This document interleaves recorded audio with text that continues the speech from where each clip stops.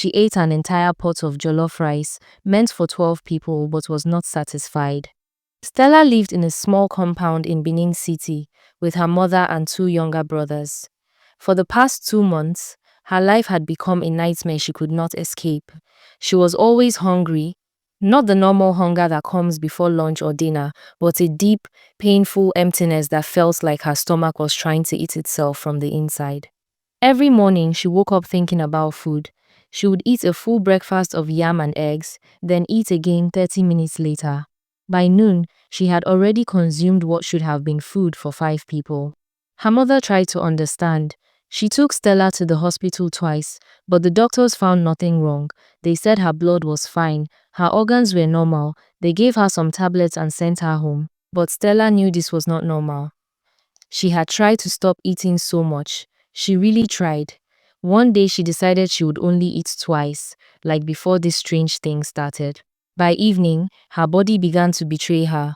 First came the fever, so high she thought her brain would melt. Then her skin started itching everywhere, as if 1,000 ants were crawling under it. She scratched until her arms bled. Her mother begged her to eat something, anything. The moment food touched her tongue, the fever disappeared. The itching stopped, but the hunger remained. Her family's money was running out.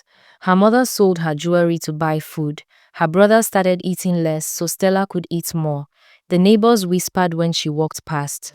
Stella stopped going to her tailoring apprenticeship because she could not concentrate. All she could think about was her next meal. Her mother thought it was a spiritual attack. They went to church after church, fasting and praying. Pastors poured oil on her head and shouted at invisible demons. Stella screamed too, not because of the prayers, but because of the hunger. Stella was almost beaten in the market. It happened on a Tuesday afternoon when there was nothing left to eat at home. Stella had searched every corner of the kitchen. Empty pots, empty containers. She told her mother she was going for a walk to clear her head, but really she just needed to escape the empty house. The market was busy and loud. Women were frying akara and selling rice. The smell of food made Stella's stomach twist with pain.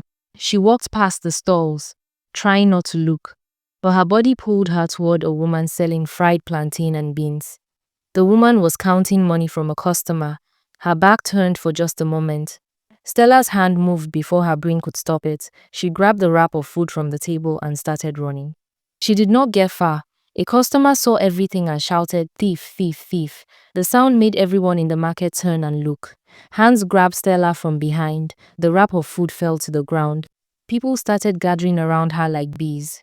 A woman slapped her hard across the face. Someone else pushed her. Stella fell to her knees, covering her head with her arms as more people came closer, ready to beat her. Then one voice rose above the noise. It was an old man selling vegetables nearby. He said she must be very hungry to steal food. He said people should show compassion because it was just food, not money or jewelry. But others disagreed loudly. They said hunger was no excuse for stealing. They said if they let thieves go free, everyone would start stealing. The arguments went back and forth while Stella knelt on the ground, wishing she could die right there. Finally, a young man in a clean shirt stepped forward. He asked how much the food cost. He paid the woman who owned the stall and told them to let Stella go. Nobody touched her as she stood up and walked away, but their eyes followed her all the way out of the market. She did not take the food. She could not. The shame was too heavy. When she reached home, her mother was waiting outside with tears running down her face. Some neighbors who had seen everything at the market had already come back to report. Her mother kept asking why Stella chose to disgrace her like this, why she made their family name dirty. Stella sat on the floor and said nothing. What could she say? This was not who she was before. She had never stolen anything in her life, but the hunger had turned her into someone she did not recognize. She felt sorry, truly sorry, but the words stayed locked in her throat. Her mother cried for hours that night. The next morning, she made a decision. Her friend had been telling her about a native doctor in a village 2 hours away, a man who could solve problems that regular hospitals could not fix. Stella's mother had always been skeptical of such things, but they were out of options. The pastors had failed, The herbalists had failed. The regular doctors had failed. She had to try something, anything, before her daughter destroyed herself completely. They traveled by bus to a small village surrounded by palm trees and red dirt roads. The native doctor lived in a compound at the edge of the village. He was an old man with grey hair and sharp eyes that seemed to see through people. He did not ask many questions. He looked at Stella for a long time, then told them to sit down. He said Stella was cursed. A witch had done this to her. He said the witch lived in the same compound with them, someone they saw every day. He said Stella had done something bad to this person, maybe without knowing, and the witch had punished her for it. The curse was designed to destroy Stella slowly, to make her suffer and bring shame to her family until there was nothing left. The witch turned out to be Mama BC, their next-door neighbor. When the native doctor revealed this, Stella and her mother sat in shocked silence. Mama BC, the one who sold groundnuts by the roadside. They had lived in the same compound for 5 years and never had any serious problems with her. Stella had done something to offend her. It happened at a wedding 8 months ago. The bride was Stella's childhood friend who used to live in their compound before she got married.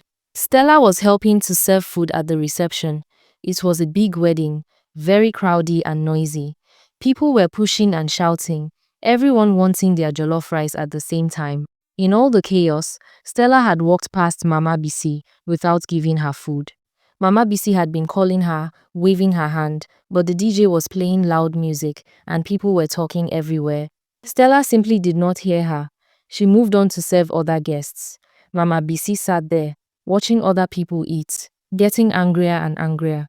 Eventually, she went home hungry because of wedding jollof rice. Stella had been cursed because of wedding jollof rice. Stella's mother actually laughed when she heard this. Not a happy laugh, but the kind of laugh that comes when something is so ridiculous your brain cannot process it. 8 months of suffering, their money finished, their reputation destroyed, Stella nearly beaten in the market. All because Mama BC did not get her portion of party rice. They had no choice but to go and apologize. On a normal day, they would have told Mama BC she was being absolutely ridiculous. What kind of wicked person curses someone over party food? But too much damage had already been done. They just wanted it to end. When they knocked on Mama BC's door, she opened it with a blank face. Stella's mother knelt down and begged. She said Stella was sorry for not serving her at the wedding. It was not intentional. It was just a mistake in the crowd. Please, she begged, remove the curse. Mama BC stood there, arms folded, watching them grovel. She said Stella had disrespected her. She said Stella thought she was better than her. Stella's mother kept apologizing, kept begging, her knees hurting on the hard floor. After what felt like forever, Mama BC finally said she would undo it. Within 2 days, Stella's hunger returned to normal. She could eat regular meals without the terrible emptiness. The fever and itching never came back. She was finally free. But the damage was permanent. Everyone in the compound and the markets knew Stella as the girl who stole food. Her family's name was stained. 3 weeks later, they packed their belongings and moved to a different part of town, starting over where nobody knew their story. Stella learned something she would never forget. People can be wicked over the smallest things you do not even remember doing. Things that seem insignificant to you can become poison in someone else's heart. Sometimes the cruelest witch is just your neighbor who never got her party jollof rice.